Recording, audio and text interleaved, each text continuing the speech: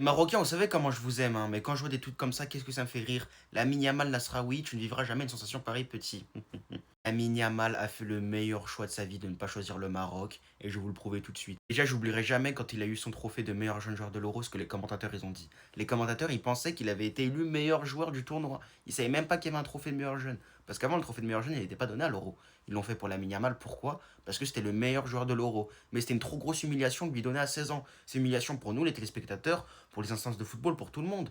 Qu'un petit de 16 ans soit le meilleur joueur de l'Euro. L'Euro est fini meilleur passeur. Il a eu le trophée du meilleur but du tournoi. En même temps, guetter le pétard qu'il envoie face à l'équipe favorite de cet Euro. Et en demi-finale en plus. Demi-finale où il avait évidemment fini homme du match. Donc en clair, à 16 ans, il prend l'Euro, il prend le trophée de meilleur jeune joueur de l'Euro. Ça a été le joueur le plus impressionnant à l'Euro. Il finit top 8 ballon d'or grâce à ça. Il est meilleur passeur de l'Euro. En demi-finale face à la France, il fait un match historique, un match référence alors que la France, c'était les favoris à cet Euro. Et c'est pas tout, parce qu'il a joué une Ligue des Nations où il a été le meilleur joueur, le joueur le plus impressionnant. Il a tartiné l'équipe de France en demi-finale.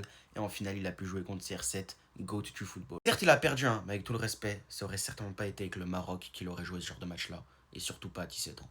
Et après avoir joué une finale contre Ronaldo, le pire, c'est qu'avec l'Espagne, à 18 ans, il va jouer une finale contre Messi. Contre l'autre GOAT du football, contre le meilleur joueur de l'histoire. Contre son idole. Avec tout le respect pour le Maroc, il n'aurait jamais pu jouer ce genre de match-là avec le Maroc. Et tout ce que j'ai cité là en équipe nationale, c'est avant ses 18 ans. Et c'est pas tout, parce que l'Espagne, ils vont entamer une Coupe du Monde 2026 en étant les grands favoris. C'est largement et de très très loin la meilleure nation au football dans le monde. Et Lamine Yamal, c'est le joueur phare de cette équipe d'Espagne. Il va se régaler à la Coupe du Monde.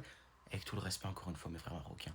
C'est certainement pas avec le Maroc qu'il aurait pu faire ce genre de choses. Et certainement pas avant la majorité. D'ailleurs, petite devinette, à part Lionel Messi, qui dans une compétition internationale comme l'Euro, la Coupe du Monde, a été décisif en phase de groupe, en huitième de finale, en quart de finale, en demi, en finale. Au 21e siècle, bah personne. Ah si, Lamine Yamal à l'Euro 2024. À 16 ans, oui.